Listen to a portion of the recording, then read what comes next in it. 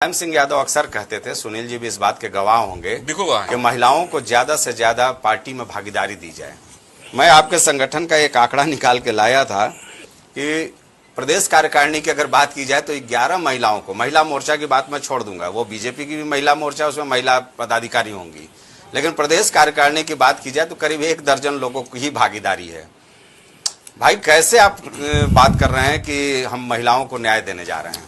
1 दर्जन की भागीदारी तो मानते हैं ना आप, लेकिन जिस महिला सम्मान पे हम बैठे हैं इस पूरे पैनल में एक महिला नहीं है।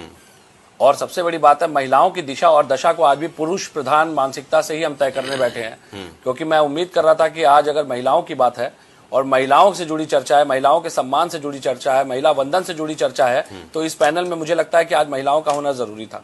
लेकिन आज सोच अलग है। मैं चाह रहा था कि पुरुष प्रधान समाज में पुरुषों के जरिए ही हम महिलाओं के उत्थान की बात आ रहा हूँ, मैं उसी मुद्दे पे आ रहा हूँ। पुरुष प्रधान समाज की वजह से ही आज तक तो महिलाओं की स्थिति रही है।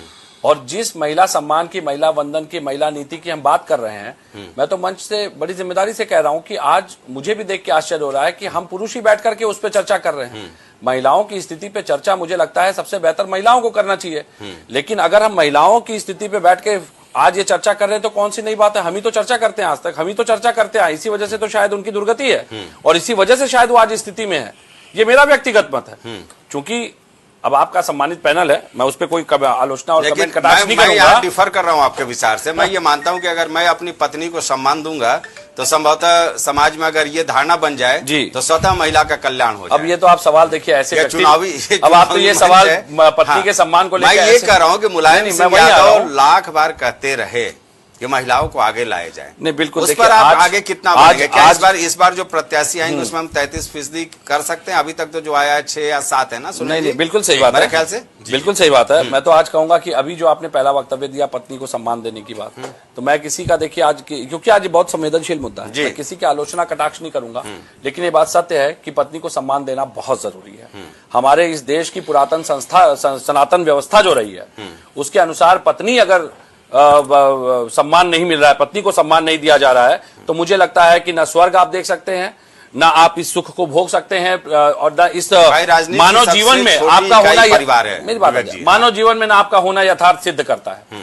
और ये बिल्कुल सही बात है कि जिस घर में स्त्रियों का सम्मान नहीं होता, वहां सनातन में लिखा है कि शास्त्रों में कि वहां लक्ष्मी कभी वास नहीं करती। यहाँ पे मंच पे मौजूद जितने सनातन सभी इस बात को स्वीकार भी करेंगे। तो जो पत्नी का सम्मान नहीं कर सकता, बिल्कुल सत्य बात है, वो संस्कारहीन होता है, वो संस्कारों से दूर होता है, वो समाज से विरक्त होता है, वो मानसिक रूप से कुरूप होता है। ये सनातन, ये शास्त्रों में लिखा हुआ है, मेरे व्यक्तिगत मत नहीं है।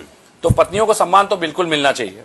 हाँ, एक बात आपने जो कहा कि आंकड़ों की बात, देखिए जब किसी को अवसर देने की बात आती है तो भागीदारी केवल राजनीतिक बातों में नहीं होनी चाहिए। हमने कहा कि आईटी सेक्टर में 50% की हिस्सेदारी हमने मैंडेट की थी, मैंडेटरी कर दी थी।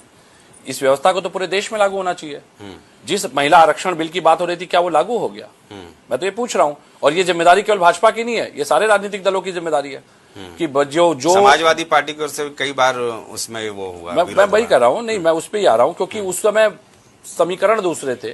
उस समय एक एनआरसी की बात हो रही थी, एनआरसी की बात हो रही थी, उसी में आप आरक्षण भी लेके आ रहे थे। तो हम तो ये पूछ रहे थे कि इसको किस आधार पे किया जाएगा। विरोध नहीं किया गया था, स्पष्ट करने की बात की गई थी। और उससे बड़ी बात मैं कहता हूं कि ये तो अच्छी बात है, इसका स्वागत होना चाहिए ना कि आज पहली बार इस मंच पे जितने राजनीतिक दल बैठे हैं सभी एक साथ एक आवाज बुलंद करके महिलाओं की स्थिति को बेहतर बनाने की बात कर रहे हैं। और मुझे लगता है कि आज बिल्कुल इस सकारात्मक स्वरूप का स्वागत भी होना चाहिए। इसमें तो कोई आलोचना की बात है, क्योंकि मुझे लगता है जितने राजनीतिक दल हैं